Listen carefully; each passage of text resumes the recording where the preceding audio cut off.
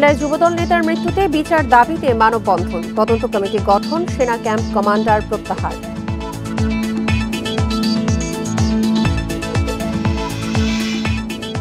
DBI ফরিদপুরের 2 তরুণকে গুলি করে হত্যা, দালালের সাথে সমঝোতার চাপ, অভিযোগ পরিবারের।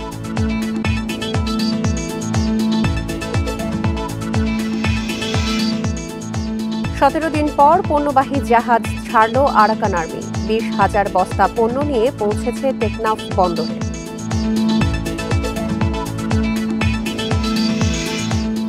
বিশ্ব ইজতেমার দ্বিতীয় দিনেও তুরাগ তীরে মুসল্লির ঢল, সরকারি বেসরকারি উদ্যোগে বিনামূল্যে চিকিৎসা ওষুধ।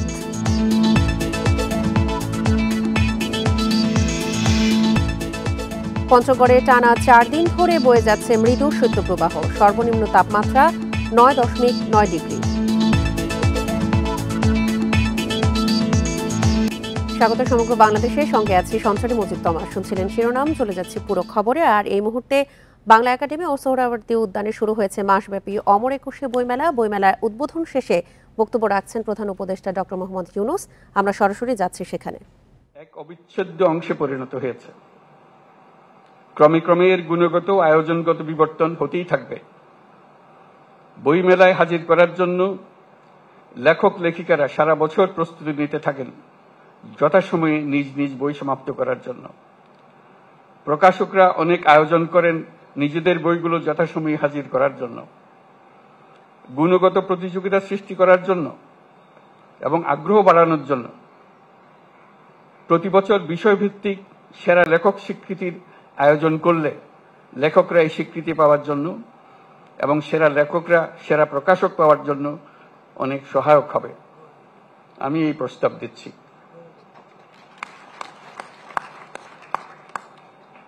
আমরা যদি 21-এর ভাষা আন্দোলনকে আরো গভীরতর প্রেক্ষিতে স্বাধিকার আন্দোলন হিসেবেও দেখি, তাহলে অমর 21-এর গণ্ডি বৃহত্তর হয়ে দাঁড়ায়।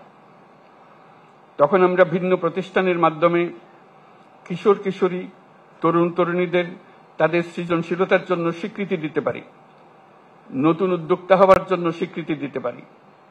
শহর ও গ্রামের নারী পুরুষকে কৃষি, শিল্প, সাংস্কৃতিক জগৎ, বিজ্ঞান, বাণিজ্য, শিক্ষা, অন্যান্য ক্ষেত্রে যারা নির্দিষ্ট বছরে জাতির জন্য অবদান রেখেছেন তাদের স্বীকৃতি দিতে পারি, তাদের জন্য আনুষ্ঠানিক আয়োজন করে দিতে পারি। প্রবাসী বাংলাদেশিদের, প্রবাসী শ্রমিকদের অবদানের জন্য স্বীকৃতি দিতে পারি।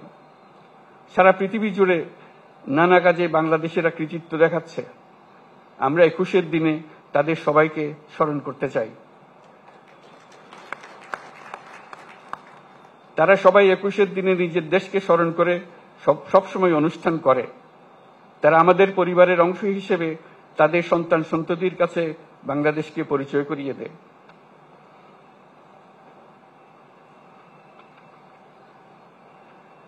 আমার সব কথা আপনাদের গ্রহণ করতে হবে এমন চিন্তা করি না, তবে নিজের বলার সুযোগ যখন পেয়েছি তখন বলে রাখলাম। বাংলা একাডেমিকে ধন্যবাদ। আপনাদের উপস্থিত সবাইকে শুভেচ্ছা জানাচ্ছি। এর সঙ্গে 21শে বইমেলা 2025-এর শুভ উদ্বোধন ঘোষণা করছি।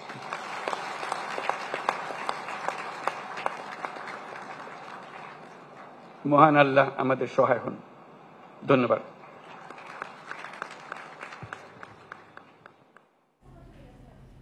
সোহরাওয়ার্দী উদ্যানে মাসব্যাপী অমর একুশে গ্রন্থমেলা উদ্বোধন শেষে বক্তব্য রাখছিলেন প্রধান উপদেষ্টা ডক্টর মোহাম্মদ ইউনূস। আমরা সরাসরি ছিলাম সেখানে। চলে যাচ্ছি পরের খবরে। কুমিল্লায় যুবদল নেতা তৌহিদুল ইসলামের মৃত্যুর ঘটনা তদন্তে কমিটি গঠন ও সেনা ক্যাম্প কমান্ডারকে প্রত্যাহার করা হয়েছে বলে জানায় আইএসপিআর। এর আগে যৌথ বাহিনীর হাতে আটকের পর তৌহিদুলের মৃত্যুর অভিযোগ ওঠে। শুক্রবার গোমতী নদীর বেড়ি বাঁধ এলাকা থেকে আহত অবস্থায় তাকে উদ্ধার করে পুলিশ। পরে হাসপাতালে নেওয়া হলে মৃত ঘোষণা করেন চিকিৎসক।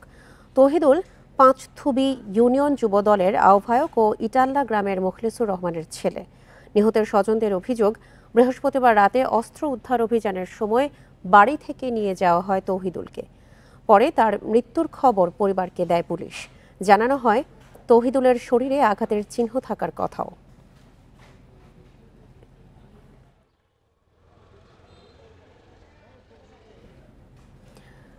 কুমিল্লায় যুবদল নেতা তৌহিদুলের মৃত্যুর ঘটনায় জরুরি ভিত্তিতে তদন্তের নির্দেশ দিয়েছে প্রধান উপদেষ্টার কার্যালয়।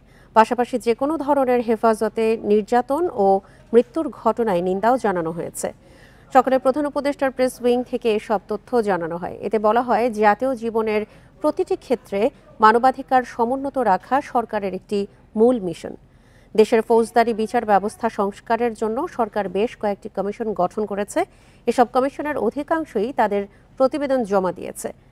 পুলিশি জিজ্ঞাসাবাদ, অপরাধ ব্যবস্থাপনা এবং বিচারিক পদ্ধতিতে মানবাধিকার লঙ্ঘনের প্রতিটি সুযোগ নির্মূল করার চেষ্টায় অন্তর্বর্তী সরকার রাজনৈতিক দলগুলোর সাথে প্রতিবেদন নিয়ে সংলাপ করবে। আইজি এসব সংস্কার বাস্তবায়নের প্রতিশ্রুতিবদ্ধ বলেও প্রধান উপদেষ্টার প্রেস উইং থেকে জানানো হয়েছে।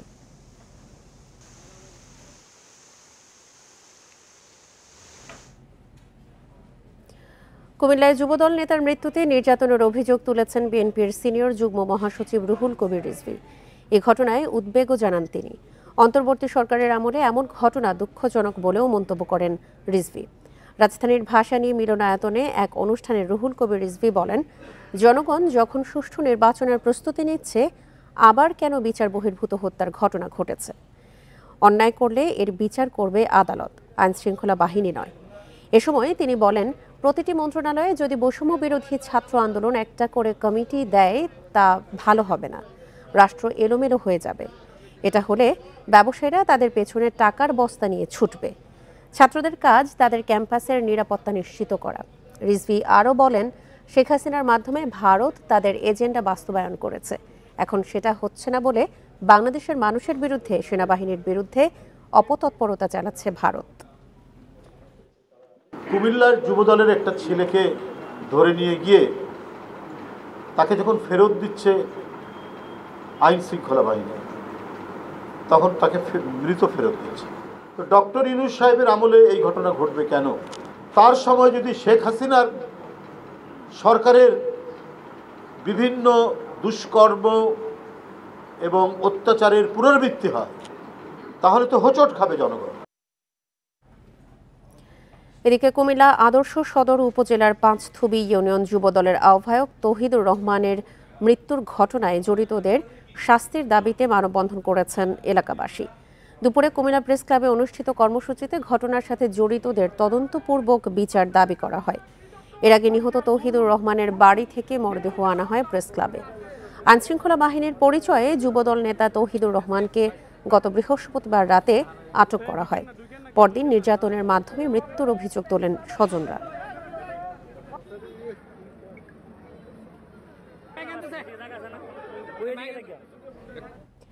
এ নিয়ে আরো জানাতে কুমিল্লা থেকে এই মুহূর্তে যুক্ত হচ্ছেন আমাদের সহকর্মী তানভীর খন্দকার। তানভীর, ঘটনাটি জরুরি ভিত্তিতে তদন্তের নির্দেশ দেওয়া হয়েছে। মাঠ পর্যায়ে এই ধরনের নির্দেশের কোনো প্রতিফলন কি চোখে পড়েছে? আসলে আমরা কিছুক্ষণ আগেই এই সংবাদ বিজ্ঞপ্তিটি পেয়েছি আইএসপিআর এর কাছ থেকে। সেখানে কিন্তু তারা উল্লেখ করেছে যে দ্রুত সময়ের মধ্যে তদন্ত সাপেক্ষে ব্যবস্থা নেওয়ার কথা তারা বলেছে, এবং এই যে সংশ্লিষ্ট ক্যাম্প কমান্ডার আছে তাকেও কিন্তু প্রত্যাহারের কথা কিন্তু তারা সেখানে উল্লেখ করেছে। তো আসলে এই কিছুটা সময় গেলে আসলে জানা যাবে এই মাঠ পর্যায়ে এর বাস্তবায়ন কি হচ্ছে। আর আমি আরেকটু বিষয় জানিয়ে রাখি, আসলে গতকাল রাতে পুলিশ যখন তৌহিদুলের মরদেহ তার পরিবারের কাছে হস্তান্তর করে, পরবর্তীতে আজ সকালে কিন্তু জানাজার নামাজের পূর্বে তারা সেই মরদেহ নিয়ে সেই ইটাল্লা এলাকাতে বিক্ষোভ করে এবং মানববন্ধন করে, এবং পরবর্তীতে কুমিল্লা প্রেস ক্লাবের সামনেও কিন্তু তারা একটি বিক্ষোভ করেছে এবং মানববন্ধন করেছে। সেখানে কিন্তু তৌহিদুল ইসলামের এই স্ত্রী তিনি কিন্তু দাবি করেছেন যে আসলে তার স্বামী নির্দোষ ছিলেন এবং তাকে কেন নিয়ে গিয়ে এভাবে মৃত্যুর মুখোমুখি করা হলো সেই বিষয়টি কিন্তু তার কারণ কিন্তু তিনি জানতে চেয়েছেন, এবং তিনি বলেছেন যে তার সন্তানেরা এখন আসলে এতিম হয়ে গেছে, তো তারা এখন কি করবে তার সেই কোনো উপায় কিন্তু খুঁজে পাচ্ছে না। অন্যদিকে এলাকাবাসীও কিন্তু মানববন্ধনে বলেছে যে তৌহিদুলের বিরুদ্ধে যদি কোনো অভিযোগ থাকতো তাহলে তাকে আইনের মুখোমুখি করে তাকে বিচারের আওতায় আনা যেত। সেক্ষেত্রে সেটি না করা হয়ে তার যে নির্মম মৃত্যু হয়েছে সেটি কিন্তু কারোরই প্রত্যাশা ছিল না, এবং তারা কিন্তু চায় যে এই ঘটনায় যারা আসলে জড়িত তাদেরকে তদন্তপূর্বক আসলে বিচারের আওতায় আনা। তো তৌহিদুল ইসলামকে নিয়ে আসলে বিএনপি নেতৃবৃন্দ কিন্তু ইতিমধ্যে বিএনপির কেন্দ্রীয় নেতৃবৃন্দ তার বাড়িতে গিয়েছেন এবং সেখানে গিয়ে কথা বলেছেন। অপরদিকে স্থানীয় যে বিএনপি এবং যুব দলের নেতৃবৃন্দ তারাও কিন্তু তৌহিদুলের মৃত্যুর ঘটনায় আসলে দুঃখ প্রকাশ করেছেন এবং তার এই ঘটনায় যারা জড়িত তাদের আইনের আওতায় আনার কিন্তু দাবি করেছেন। তো আর একটি বিষয় আমরা একটু জানিয়ে রাখি, গত বৃহস্পতিবার রাতে অস্ত্র উদ্ধারের ঘটনার কথায় কিন্তু যৌথ বাহিনী এর পরিচয় দিয়ে তৌহিদুলকে তার বাড়ি থেকে তুলে নেওয়া হয়। পরবর্তীতে শুক্রবার গোমতী নদীর বেড়িবাঁধ এলাকা থেকে তাকে উদ্ধার করে নিয়ে কুমিল্লা মেডিকেল কলেজ হাসপাতালে নিয়ে গেলে কর্তব্যরত ডাক্তার কিন্তু তাকে মৃত ঘোষণা করে। তো তারপরেই তাকে তৌহিদুল ইসলামের এই ঘটনা নিয়ে কিন্তু সারা দেশে আলোড়ন তৈরি হয়। তো এই ছিল আমার কাছে কুমিল্লা থেকে সর্বশেষ খবর। যুবদল নেতা তৌহিদুর রহমানের মৃত্যুর ঘটনা নিয়ে সবশেষ তথ্য জানাচ্ছিলেন কুমিল্লা থেকে আমাদের সহকর্মী তানভীর খন্দকার। ইতালি নেওয়ার কথা বলে ফরিদপুরের 2 যুবককে লিবিয়ায় নিয়ে গুলি করে হত্যা করা হয়েছে। এই ঘটনায় কুমারখালী গ্রামে চলছে শোকের মাতম। নিহতদের পরিবারের অভিযোগ, বিষয়টি মীমাংসার জন্য দালাল চক্রের পক্ষ হয়ে চাপ দিচ্ছে স্থানীয় মাতব্বররা। পরিবার জানায়, দালাল চক্রের মাধ্যমে ইতালিতে যাওয়ার উদ্দেশ্যে 2 মাস আগে বাড়ি থেকে বের হন হৃদয় হাওলাদার ও রাসেল হাওলাদার নামের 2 যুবক। এরপর পরিবারের সদস্যদের সঙ্গে নিয়মিত যোগাযোগ হলেও 24শে জানুয়ারি থেকে দুজনের মুঠোফোন বন্ধ। শুক্রবার সামাজিক যোগাযোগ মাধ্যমে দুজনের মরদেহের ছবি ও ভিডিও ভাইরাল হয়। দুজনকে গুলি করে হত্যার পর লিবিয়ার উপকূলে ফেলে রেখে দালাল চক্রের সদস্যরা। এ ঘটনায় পরিবার দালালদের বিচার দাবি করেছেন, আর অভিযোগ পেলে আইনগত ব্যবস্থা নেবে বলে জানিয়েছে পুলিশ। 4-5 দিন ভিতরে কথা কওয়া পারবো না, তাই যে মৌলবীর কাছে আমার খবর শুনবা। হ্যাঁ, সে আমাকে কিবা জান মৌলবীর কাছে আমি তোমার খবর শুনবো, তোমার ফোন কোথায়, ফোন নিয়ে গেছে। আর এই ধরনের দালাল চক্র আসে মানুষের ছলনা না দিতে পারে, এটার জন্য আমরা হুঁশিয়ার হয়ে যাই। সরকার আমাদের যদি পারে কোনো বিচার আপনাকে মারুমেতে দেবার, সেজন্য আমরা দাবি করি। 2 জন ছেলেকে লিবিয়া থেকে নেওয়ার পথে গুলিবিদ্ধ হয়ে মারা যায়। এই বিষয়ে আমার কাছে এখন পর্যন্ত কেউ কোনো অভিযোগ দেয়নি। অভিযোগ দায়ের করলে আমি আইনগত ব্যবস্থা নেব। টেকনাফের নাফ নদী থেকে চাঁদার দাবিতে আটক কার্গো জাহাজ 17 দিন পর ছেড়ে দিয়েছে আরাকান আর্মি। এর আগে ছাড়া পায় আরও 2টি কার্গো জাহাজ। গত 16ই জানুয়ারি 3টি কার্গো জাহাজ আটক করে আরাকান আর্মি। পরে 18ই জানুয়ারি 2টি কার্গো জাহাজ ছেড়ে দিলেও একটি কার্গো নিয়ন্ত্রণে রেখেছিল আরাকান আর্মি। প্রায় 17 দিন পর ছেড়ে দেয়া কার্গো টেকনাফ বন্দরে নোঙর করে শনিবার সকালে। টেকনাফ বন্দরের রাজস্ব কর্মকর্তা সোহেল উদ্দিন জানান, সকালে মিয়ানমারের পণ্য নিয়ে কার্গোটি বন্দরে নোঙর করে। এই কার্গোতে একাধিক ব্যবসায়ীর অন্তত 20,000 বস্তা পণ্য রয়েছে। দ্রুত সময়ের মধ্যে কার্গো থেকে পণ্য খালাস করা শুরু হবে বলেও জানান তিনি।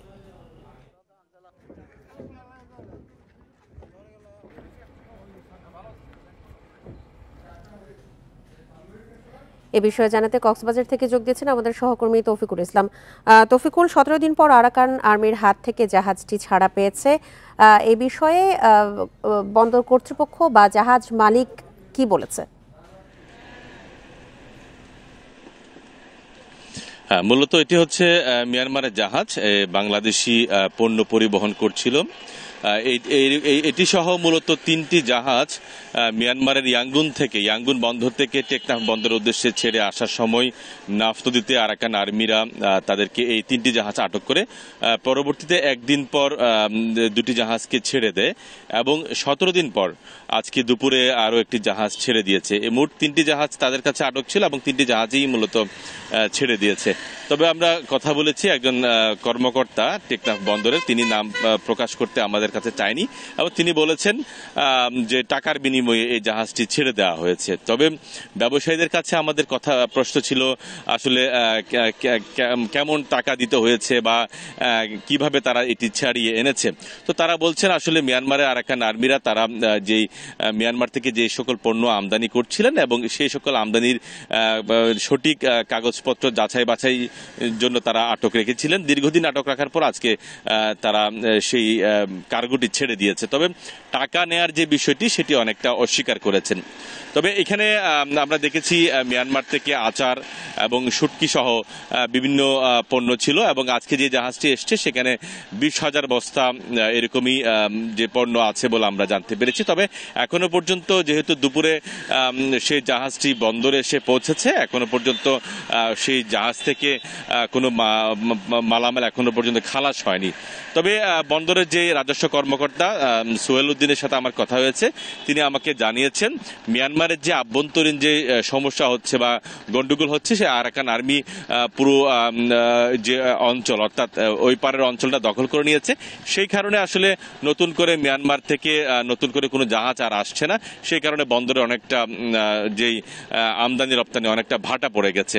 তো এটি আসলে দুই দেশের যে কূটনৈতিক পর্যায়ে আলোচনার মাধ্যমে আবার কিভাবে বন্দরের যে ব্যবসা বাণিজ্য চালু করা যায় সেটি বিষয় নিয়ে ভাববার কথা বলছেন এখানকার কক্সবাজার চেম্বার অফ কমার্সের যিনি সভাপতি আছেন, তিনি সেই তাগিদ দিয়েছেন। আপনি জানেন ইতিমধ্যে ইয়াঙ্গুন থেকে টেকনাফ বন্দরের যে জাহাজ চলাচল করত সেটি গত কয়েকদিন আগে মিয়ানমার সরকার বন্ধ করে দিয়েছে। 17 দিন পর আরাকান আর্মির কাছ থেকে কার্গো জাহাজটি ছাড়া পেয়েছে। এই বিষয়ে বিস্তারিত জানাচ্ছিলেন আমাদের সহকর্মী তৌফিকুল ইসলাম। বিশ্ব ইজতেমার প্রথম পর্বের আখেরি মোনাজাত কাল সকাল 9টায়। পরিচালনায় থাকছেন মাওলানা মোহাম্মদ জুবায়ের। আর রাত 12টা থেকে কয়েকটি সড়কে বন্ধ থাকবে যান চলাচল। এদিকে ইজতেমার দ্বিতীয় দিনেও লাখো মুসল্লির ঢল টঙ্গীর তুরাগ তীরে। শনিবার ভোর থেকেই ঘন কুয়াশায় ঢাকা টঙ্গীর তুরাগ তীর, সঙ্গে হিমেল হাওয়া। তবে এসবের পরোয়া না করে ইজতেমা ময়দানে সমবেত লাখো মুসল্লি। মূল ময়দানে জায়গা না হয় দুর্ভোগে পড়েছেন অনেকে। তবে সে কষ্ট ভুলেছেন দেশ বিদেশের মাওলানাদের বয়ান শুনে। মুসল্লিরা বলছেন এখান থেকে দিনের শিক্ষা নিয়েই আগামীতে পথ চলবেন তারা, বেরোবেন ইসলাম প্রচারে। এখানে আসছি নিজের ইসলামের জন্য, সংশোধনের জন্য আসা। এখান থেকে সংশোধনের কিছু মেসেজ নিয়ে আমরা মুসলিম উম্মার দিকে ছড়িয়ে পড়ব। পরিচয় নিয়ে যেন আমরা মৃত্যু পর্যন্ত থাকতে পারি, ঈমান আমলকে হেফাজত করতে পারি, এই শিক্ষাটাই আমরা এখান থেকে নিয়েছি। সমস্ত দুঃখ কষ্ট উপেক্ষা করে ইসলামের দ্বীনের দাওয়াত ও তাবলীগের কাজকে সারা পৃথিবীর চাপ্পায় চাপ্পায় পৌঁছে দেওয়ার জন্য দৃঢ় সংকল্প। ইজতেমা আসছি, এই ইজতেমা থেকে শিক্ষা গ্রহণ করে আমরা বিভিন্ন এলাকায় বিভিন্ন জেলায় মহল্লায় ছড়িয়ে ছিটে যাব এবং দ্বীনের দাওয়াত দিব। কিভাবে আমার দিলের ভিতরে দ্বীন আসবে, কিভাবে সারা জাহানের মানুষের কাছে আল্লাহর দ্বীন পুষবে, সেই লক্ষ্যে আমাদের ইজতেমায় আসা। এদিকে মুসল্লিদের ঢল আরো বাড়বে আখেরি মোনাজাত সামনে রেখে। সেজন্য কামারপাড়া থেকে আব্দুল্লাহপুর ও আব্দুল্লাহপুর থেকে ভোগড়া বাইপাস পর্যন্ত বন্ধ থাকবে যান চলাচল। মোনাজাতের সময় আমরা ভোগড়া বাইপাসে ডাইভার্ট করে দিব, আমরা দৌড়ের এখানে ডাইভার্ট করে দিব, আমরা 300 ফুটে এখানে ডাইভার্ট করে দিব। এই 2-3 জায়গায় যখন আমরা গাড়িগুলো ডাইভার্ট করে দিব, এই মাঝখানে ইজতেমার যে অঞ্চলটুকু সেখানে গাড়ি মুক্ত থাকবে, যানবাহন মুক্ত থাকবে। মানুষ পায়ে হেঁটে যেন এই জায়গায় এসে নিরাপদে ইজতেমার আখেরি মোনাজাতে শরীক হতে পারে, সেই ব্যবস্থাটি আমরা করব। প্রথম পর্বের আখেরি মোনাজাতে অন্তত 50 লাখ মুসল্লি শামিল হবেন বলে আশা শুরাই নিজাম বা জুবায়ের অনুসারীদের। সার্বিক অবস্থা যেটা দেখে মনে হচ্ছে আসলে আমাদের ইজতেমাতে এবার 2 ধাপে অনুষ্ঠিত হচ্ছে। এবার 41টি জেলা এবং ঢাকার একাংশ অংশগ্রহণ করেছে। ইতিমধ্যে টঙ্গীর যে 160 একর জমি আপনারা দেখছেন, পুরা জমি, পুরা মাঠ অথবা পুরা ময়দান যেটাই আমরা বলি, কানায় কানায় আমাদের মুসল্লিদের দ্বারা ভরপুর। এদিকে আখেরি মোনাজাত উপলক্ষে চলাচল করবে 14টি বিশেষ ট্রেন। রোববার আখেরি মোনাজাতের মধ্য দিয়ে শেষ হবে বিশ্ব ইজতেমার প্রথম পর্ব। এরপর একদিন বিরতি দিয়ে সোমবার শুরু হবে দ্বিতীয় পর্বের আনুষ্ঠানিকতা, যার শেষ হবে বুধবার আখেরি মোনাজাতের মধ্য দিয়ে। মুসল্লিরা বলছেন এই ইজতেমা ময়দানে দেশ বিদেশের আলেমদের কাছ থেকে যে বয়ান শুনলেন তা থেকে শিক্ষা নিয়ে বের হবেন ইসলাম প্রচারে। Adilur Rahman, Independent News, Tongi, Gazipur. ইজতেমা ময়দানের আরো খবর জানাতে এই মুহূর্তে যোগ দিচ্ছেন আমাদের সহকর্মী আদিলুর রহমান। আদিল, মোনাজাতে অংশ নেওয়ার জন্য অনেক মুসল্লি এখন পর্যন্ত ইজতেমামুখী হচ্ছেন এবং আগামীকাল অনেক জায়গাতেই যানবাহন চলাচল বন্ধ থাকবে। বিস্তারিত জানাবেন, আর এখনকার আনুষ্ঠানিকতা কি কি চলছে?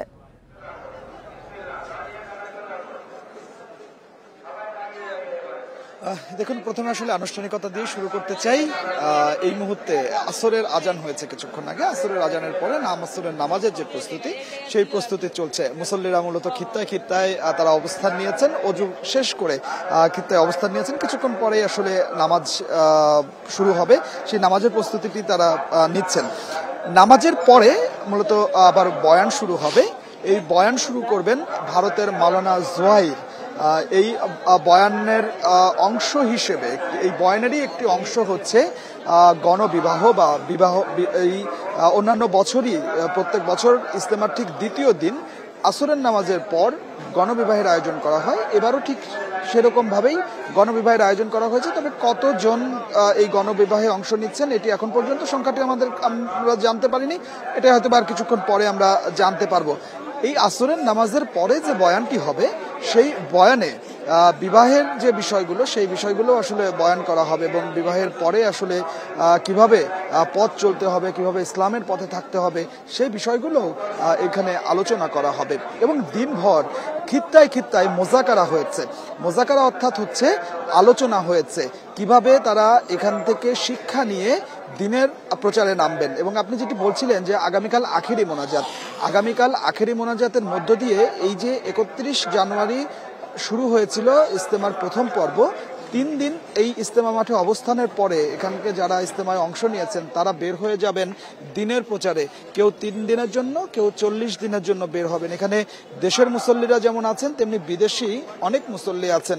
আমরা আজকে তথ্য পেয়েছি যে 76টি দেশ থেকে প্রায় 3000-এর বেশি বিদেশি মুসল্লি এই ইজতেমায় অংশ নিয়েছেন।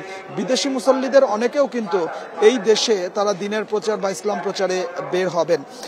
এবং আগামীকাল আখেরি মোনাজাতকে কেন্দ্র করে এরই মধ্যে আমরা দেখতে পাচ্ছি যে কেউ কেউ ইজতেমা ময়দানে আসতে শুরু করেছেন। তবে মূল যে ভিড়টি, সেই ভিড়টি শুরু হবে মধ্যরাত থেকে। অনেকে হয়তো মাগরিবের নামাজ আদায় করবেন, এশার নামাজ আদায় করবেন। অনেকে চান যে ইজতেমার আগের দিন রাত্রি এই ইজতেমা ময়দান বা আশেপাশে থাকার জন্য, সকালের ঝক্কি ঝামেলা যাতে না হয়। আবার বেশিরভাগ মুসল্লিদের ঢল নামবে ফজরের নামাজকে কেন্দ্র করে। অনেকে ফজরের নামাজ আদায় করার পরে একদম শেষ সময়ে যে আলেমরা বয়ান করে থাকেন, সেই বয়ান তারা শুনবেন এবং মোনাজাতের আগে একটি নসিহতমূলক বয়ান হয়, সেই বয়ানও অনেকে শোনার জন্য আগে ভাগে ইজতেমা ময়দানে আসেন। এবং এই মুসল্লিরা যাতে ইজতেমা ময়দানে আসতে পারেন, সেজন্য আজকে রাত 12টা থেকে সব ধরনের গণপরিবহন বন্ধ করে দেওয়া হয়েছে এবং সকাল 6টা থেকে এই ইজতেমা ময়দানের আসার জন্য যে সড়কগুলো আছে, সেই সড়কে কোনো ধরনের যানবাহনই আসলে চলাচল করতে পারবে না। গাজীপুর মেট্রোপলিটন পুলিশের পক্ষ থেকে আমাদেরকে যেটি আসলে জানানো হচ্ছে যে ইজতেমাকে কেন্দ্র করে বা আখেরি মোনাজাতকে কেন্দ্র করে সব ধরনের প্রস্তুতি তারা শেষ করেছেন এবং একই সাথে আয়োজক কমিটিও সব প্রস্তুতি শেষ করেছে। বিভিন্ন জায়গায় দূর দূরান্তে মাইকের ব্যবস্থা করা হয়েছে যে আগামীকাল আখেরি মোনাজাত পরিচালনা করবেন মাওলানা জোবায়ের, তার আখেরি মোনাজাতটি যেন সবাই শুনতে পারেন এবং অংশ নিতে পারেন। আয়োজকরা বলছেন প্রায় 50 লাখ মানুষ আগামীকাল আখেরি মোনাজাতে অংশ নেবেন। তো আমার কাছে ইজতেমা ময়দান থেকে এটাই ছিল এখনকার সবশেষ। টঙ্গীর তুরাগ তীরে ইজতেমা ময়দান থেকে জানাচ্ছিলেন আমাদের সহকর্মী আদিলুর রহমান। টঙ্গীর তুরাগ তীরে লাখো মুসল্লির সমাগমে ধুলা, অস্বাস্থ্যকর পরিবেশ, শীতের প্রকোপ সহ নানা কারণে অসুস্থ হয়ে পড়ছেন অনেকেই। ইজতেমায় আগতদের জরুরি চিকিৎসা সেবায় নেওয়া হয়েছে সরকারি বেসরকারি নানা উদ্যোগ। অর্ধশতাধিক ফ্রি মেডিকেল ক্যাম্পের মাধ্যমে দেওয়া হচ্ছে চিকিৎসা। এদিকে ইজতেমার প্রথম 2 দিনে বার্ধক্য ও শ্বাসকষ্টজনিত কারণে 3 মুসল্লির মৃত্যু হয়েছে। টঙ্গীর তুরাগ তীরে চলছে বিশ্ব ইজতেমার প্রথম পর্ব। ময়দানে দেশ বিদেশের লাখো মুসল্লির ঢল। শীত আর কুয়াশা উপেক্ষা করে ইবাদত বন্দেগীতে রাত দিন পার করছেন তারা। ময়দান ও আশেপাশের ধুলা এবং শীতের কারণে বিভিন্ন রোগে আক্রান্ত হচ্ছেন অনেকেই। প্রেসার এই জন্য আর দুর্বল এই জন্য আসছে না, বা বয়সটা হয়ে গেছে বেশি। তো শ্বাসকষ্ট, সর্দি, কাশি এবং গ্যাসের জন্য ওষুধ নিয়েছি এবং খুব সুন্দরভাবে ওষুধ দিয়েছে। জানছি এখানে মেডিকেল ফ্রি চেক আপ হয়, ওষুধ বিনামূল্য দেয়, এই জন্য এখানে আসছি আমি। স্বাস্থ্য বিভাগের পক্ষ থেকে বিনামূল্যে চিকিৎসা সেবা দেওয়া হচ্ছে ইজতেমার মুসল্লিদের। র্যাবের মেডিকেল ক্যাম্পেও মিলছে সেবা। ইজতেমায় আগতদের মধ্যে ডায়রিয়া, সর্দি, কাশি, জ্বর সহ শীতজনিত নানা রোগের প্রকোপ বেশি বলছেন চিকিৎসকরা। বিশেষজ্ঞ ডাক্তার এবং মেডিকেল অফিসার যোগদান করেছে এবং ঢাকা সিটির যে বিশেষায়িত হাসপাতালসমূহ আছে, যেমন এনআইসিবিডি, নিটোর, বক্ষব্যাধি হাসপাতাল, ওইসব জায়গা থেকেও আমাদের বিশেষজ্ঞ টিম কাজ করছে এবং আমাদের পর্যাপ্ত ওষুধ, স্যালাইন এগুলা অন্যান্য লজিস্টিক সরবরাহ আছে। সরকারি উদ্যোগের পাশাপাশি ইজতেমা এলাকায় মেডিকেল ক্যাম্প স্থাপন করেছে মোট ৪৫টি প্রতিষ্ঠান। এসব ক্যাম্পে বিশেষজ্ঞ চিকিৎসকদের কাছ থেকে বিনামূল্যে সেবা ও ওষুধ পাচ্ছেন মুসল্লিরা। ঠান্ডা, কাশ, চুলকানি, অ্যালার্জির, তারপর হচ্ছে পেটের সমস্যা, বুক ব্যথা, সারা শরীর ব্যথা, জয়েন্টে পেন, এই ধরনের পেশেন্ট একটু বেশি। সমস্ত মুসল্লিদেরকে আগত যারা আসছে তাদেরকে স্বাস্থ্যসেবা দেওয়ার, পরিষেবা দেওয়ার ব্যবস্থা নিয়েছি এবং সেই সাথে সাথে আমরা ওষুধ এবং বিশেষ করে তাদের ডায়াবেটিস চেকেরও ফ্রি ব্যবস্থা এখানে রেখেছি। রোববার সকালে আখিরি মোনাজাতের মধ্য দিয়ে শেষ হচ্ছে ৫৮তম বিশ্ব ইজতেমার প্রথম পর্ব। Independent news. পঞ্চগড়ে টানা ৪ দিন ধরে মৃদু শৈত্যপ্রবাহ বয়ে যাচ্ছে। শনিবার সকাল ৯টা পর্যন্ত জেলাটিতে ৯.৯ ডিগ্রি সেলসিয়াস তাপমাত্রা রেকর্ড করেছে আবহাওয়া অধিদপ্তর। আবহাওয়া অফিস জানিয়েছে, জেলায় ঘন কুয়াশা ও হিমেল বাতাসের কারণে টানা ৪ দিন ধরে মৃদু শৈত্যপ্রবাহ অব্যাহত রয়েছে। দিনে বেলা বাড়ার সঙ্গে সঙ্গে তাপমাত্রা কিছুটা বাড়লেও সন্ধ্যা থেকে সকাল পর্যন্ত থাকছে শীতের দাপট। ঘন কুয়াশার কারণে যানবাহনগুলোকে হেডলাইট জ্বালিয়ে চলাচল করতে দেখা যায়। একই পরিস্থিতি ঠাকুরগাঁওয়ে। এই জেলায় তীব্র শীতের কারণে হাসপাতালে বেড়েছে শীতজনিত রোগীর চাপ। তবে চুয়াডাঙ্গার অন্যান্য দিনের তুলনায় বেড়েছে তাপমাত্রা। এদিকে ঘন কুয়াশার কারণে ১১ ঘন্টা পর স্বাভাবিক হয়েছে পাটুরিয়া, দৌলতদিয়া ও আরিচা কাজিরহাটে ফেরি চলাচল। বগুড়া থেকে আসছি। বগুড়া এত শীত নাই, পঞ্চগড়ে শীত, কুয়াশা খুব। সকালবেলা খুব ঠান্ডা, আরও উঠলে একটু ঠান্ডা কমে যায় আর কি। চুয়াডাঙ্গাতে সবজি নিয়ে আসি।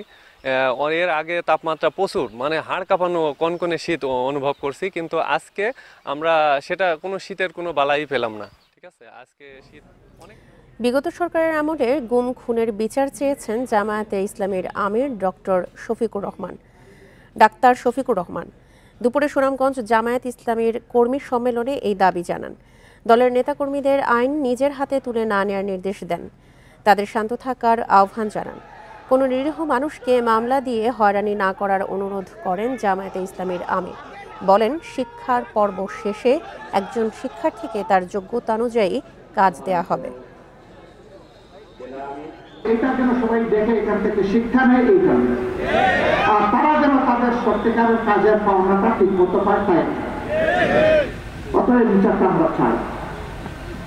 কিন্তু আমরা ক্লিয়ার করেছি যে আমরা কোনো নিজের হাতে আইন তুলে নিয়ে কারো বিরুদ্ধে প্রতিশোধ নেব না। মানিকগঞ্জ জেলা কারাগারে এক হাজতিকে বেধড়ক মারধরের অভিযোগ উঠেছে ৩ কারারক্ষীর বিরুদ্ধে। কারাগারের ক্যান্টিনে ফলের দাম নিয়ে দ্বন্দ্বের জেরেই ঘটনা, দাবি ভুক্তভোগীর পরিবারের। নির্যাতনের সত্যতা পাওয়ায় 2 জনের বিরুদ্ধে বিভাগীয় ব্যবস্থা নিয়েছে কারা কর্তৃপক্ষ। 2 জানুয়ারি মানিকগঞ্জ জেলা কারাগারের হাজতি রাজু মণ্ডলকে বেধড়ক মারধরের অভিযোগ ওঠে কারারক্ষী রফিকুল ইসলাম, কোহিনুর ইসলাম ও জাহিদ হোসেনের বিরুদ্ধে। ভুক্তভোগীর পরিবার জানায়, কারাগারের ক্যান্টিনে ফলের দাম নিয়ে বাগবিতণ্ডায় জড়ায় রাজু।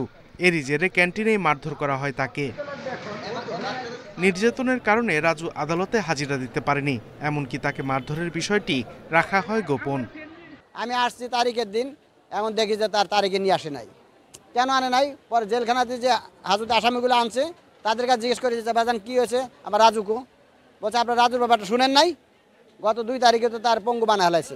চিকিৎসা নেওয়ার বিষয়টি নিশ্চিত করে হাসপাতাল কর্তৃপক্ষ জানিয়েছে, রাজু মণ্ডলকে বেশ কয়েকবার হাসপাতালে নিয়ে আসে কারা কর্তৃপক্ষ। তিনি আবার তার সেই সেম কমপ্লেন নিয়ে আসছেন, ব্যথা কমে নাই। তো যার ফলে আজকে আমাদের অর্থোপেডিক্স কনসালটেন্ট ডাক্তার শহীদুল আজম তিনি দেখেছেন এবং তাকে বেটার ম্যানেজমেন্টের জন্য, বেটার চিকিৎসার জন্য তাকে এমআরআই অ্যাডভাইস করেছে। কারাগারে বন্দীকে শারীরিক নির্যাতনের নিয়ম নেই জানিয়ে আইনজীবীরা বলছেন, এটি মানবাধিকার লঙ্ঘন। ওখানে একজনকে মারবে, এই আইন তো তাকে দেওয়া হয় নাই। এটা তো মানবাধিকার, এটা তো একটা অপরাধ করো, একটা মারাটার অপরাধ। আমি যত মুখে কথা বলতে পারি, যখনই আমি একজনকে গায়ে হাত দিব, সেটাও কিন্তু একটা অপরাধ। অভিযোগের সত্যতা পাওয়ায় জাহিদ ও রফিকুলের বিরুদ্ধে বিভাগীয় মামলা দায়ের করেছে কারা কর্তৃপক্ষ। এরকম একটা ঘটনার কারণে আমরা দুইজন কারারক্ষী অভিযুক্ত করি। 2 কারারক্ষীর বিরুদ্ধে বিভাগীয় ব্যবস্থা নেওয়া হয়েছে বন্দীকে আমরা কারা হাসপাতালে প্রথমে চিকিৎসা নেই। স্ত্রী হত্যার মামলায় 2 বছর ধরে কারাগারে রয়েছেন রাজু মণ্ডল। Independent news. সুনামগঞ্জে ফসল রক্ষা বাঁধের নির্মাণ কাজে অনিয়মের অভিযোগ তুলেছেন স্থানীয়রা। বিশম্বরপুর উপজেলার খরচার হাওরে মাটির বদলে দেয়া হচ্ছে বালু ও জ্বালানিতে ব্যবহৃত কালো মাটি। এতে ঢলের পানির তোড়ে বাঁধ ধসে যাওয়ার শঙ্কা কৃষকদের। দ্রুত ব্যবস্থার দাবি তাদের। সুনামগঞ্জের বিভিন্ন হাওরে 35টি স্থায়ী ফসল রক্ষা বাঁধের কাজ শুরু করেছে পানি উন্নয়ন বোর্ড। বিশম্বরপুর উপজেলার খরচার হাওরের বাসিন্দাদের অভিযোগ, মাটির বদলে দেওয়া হচ্ছে বালু এবং জ্বালানিতে ব্যবহার করা কালো মাটি। টেকসই না হলে ঢলের পানির তোড়ে বাঁধ ধসে যাওয়ার শঙ্কা তাদের। মূলত আমরা ব্যবহার করি লাকড়ি হিসাবে, কিন্তু হচ্ছে বুঝছেন কথাটা, তখন খালা মাটিটা যদি আপনার ভিজা মাটির সাথে থাকে তখন আবার এই মাটিটা ভিজা থাকবো, আর যদি মাটিটা উপরে পড়ে তখন মাটিটা আবার এই লাকড়ির মতো শুকাই যাবো। যদি কোনো মেঘে যে খাইতে নিয়ে গেছে তো বাঁধের হালকাই দিব, আর এই সাইডে মাটি না পড়ে সুস্থ বাবা। তবে এ বিষয়ে প্রশ্ন ওঠায় ক্ষোভ জানিয়েছে ঠিকাদারি প্রতিষ্ঠানের কর্মচারীরা। মাটি পাওয়া দিলে তো আর খালা মাটি দিল না, 1-2 গাড়ি খালা মাটি আইছে, বালু মাটি সব মিক্স আইছে, জ্ঞান তো আর সমস্যা না। এদিকে ঠিকাদারি প্রতিষ্ঠানকে এসব মাটি সরিয়ে ফেলতে নির্দেশ দিয়েছে পানি উন্নয়ন বোর্ড। ঠিকাদারকে নির্দেশনা দিয়েছি যে মাটিগুলো সরিয়ে নেওয়ার জন্য, এবং এখন থেকে তারা কিন্তু আর এখন কালো মাটি বা বালু নিয়ে আসতেছে না। তবে আমরা আশা করতেছি মাটির কাজটা আমরা ইনশিওর করে আমরা হাওরকে সুরক্ষিত রাখবো। পাশাপাশি আমাদের যতটুকু সম্ভব আমরা এখানে যে সিসি ব্লক আর্মারিং কাজ যেটা সেটাও বাস্তবায়ন করব। খরচার হাওরের রাধানগর থেকে রায়পুর পর্যন্ত 700 মিটার বাঁধ নির্মাণে ব্যয় ধরা হয় 27 কোটি টাকা। চলতি বছরের মার্চ মাসের মধ্যে কাজ শেষ হওয়ার কথা রয়েছে। Independent news. যানজট থেকে বাঁচতে বগুড়ার শেরপুরে ঢাকা দিনাজপুর মহাসড়কের ধুনট মোড়ে ফ্লাইওভার নির্মাণের দাবি জানিয়েছেন স্থানীয় জনগণ। সকালে ফ্লাইওভারের দাবিতে এক মানববন্ধন কর্মসূচি পালন করা হয়। শেরপুর পৌর এলাকার হাজিপুর থেকে ধুনট মোড় পর্যন্ত প্রায় 2 কিলোমিটার এলাকায় অন্তত কয়েক হাজার মানুষ এই মানববন্ধন কর্মসূচি পালন করেন। মানববন্ধন শেষে গণস্বাক্ষর কর্মসূচিতেও অংশ নেন স্থানীয় বিভিন্ন পেশাজীবী মানুষ। এ দাবিতে পরে সড়ক উপদেষ্টার কাছে স্মারকলিপিও দেওয়া হয়। এই মানববন্ধন কর্মসূচিতে প্রধান অতিথি ছিলেন সাবেক সংসদ সদস্য গোলাম মোহাম্মদ সিরাজ। তিনি বলেন, যানজট প্রবণ এলাকা ধুনট মোড়ে কোনো ফ্লাইওভার না থাকায় এলাকার স্বাভাবিক চলাচলে সমস্যা হচ্ছে, ক্ষতি হচ্ছে ব্যবসা বাণিজ্যের, প্রায়ই ঘটছে দুর্ঘটনা। বক্তারা বলেন, এই মোড়ে গত কয়েক মাসে 50টি দুর্ঘটনায় আহত হয়েছে বিপুল সংখ্যক মানুষ, আর মারা গেছেন 8 জন।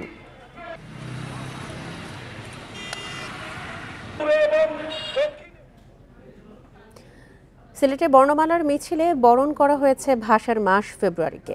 বেলা 11:30টায় বর্ণমালার মিছিলটি ঐতিহ্যবাহী সারদা স্মৃতি ভবনের সামনে থেকে শুরু হয়ে নগরীর প্রধান সড়ক ঘুরে কেন্দ্রীয় শহীদ মিনারে গিয়ে শেষ হয়। মিছিলে বর্ণমালা শোভিত ফেস্টুন হাতে অংশ নেন সিলেটের বিভিন্ন নাট্য ও সাংস্কৃতিক সংগঠনের শিল্পী ও কর্মীরা। বাঙালির চেতনার মাস ফেব্রুয়ারিকে বরণ করতে সম্মিলিত নাট্য পরিষদ আয়োজন করে বর্ণমালার মিছিল। মিছিল শেষে ভাষা আন্দোলনের প্রেক্ষাপট নিয়ে শহীদ মিনারে নৃত্য পরিবেশন করা হয়। এ সময় সাবেক সিটি মেয়র আরিফুল হক চৌধুরী সহ সামাজিক, সাংস্কৃতিক ও রাজনৈতিক সংগঠনের সদস্যরা উপস্থিত ছিলেন।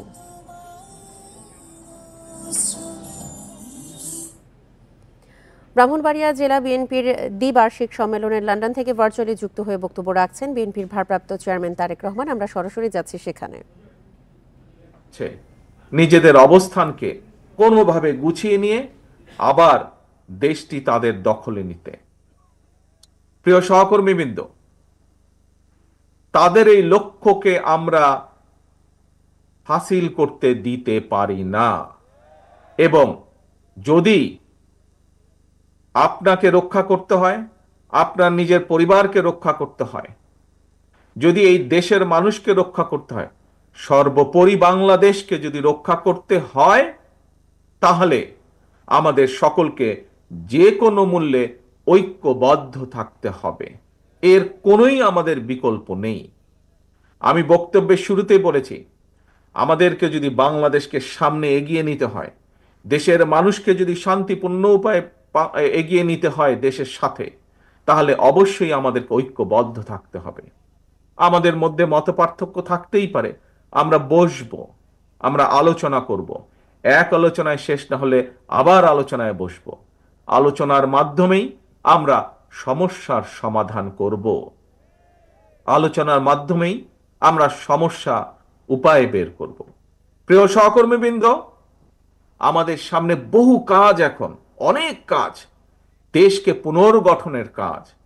নিশ্চয়ই আপনারা এর মধ্যে পত্র পত্রিকা, রেডিও, টেলিভিশনে শুনেছেন, দেখেছেন কি বাংলাদেশ জাতীয়তাবাদী দলের পক্ষ থেকে আমরা দেশের মানুষের সামনে, দেশের সামনে আমরা 31 দফা রাষ্ট্র কাঠামো, পুনর্গঠন কাঠামোর 31 দফা রূপরেখা আমরা দিয়েছি। সেটি কি?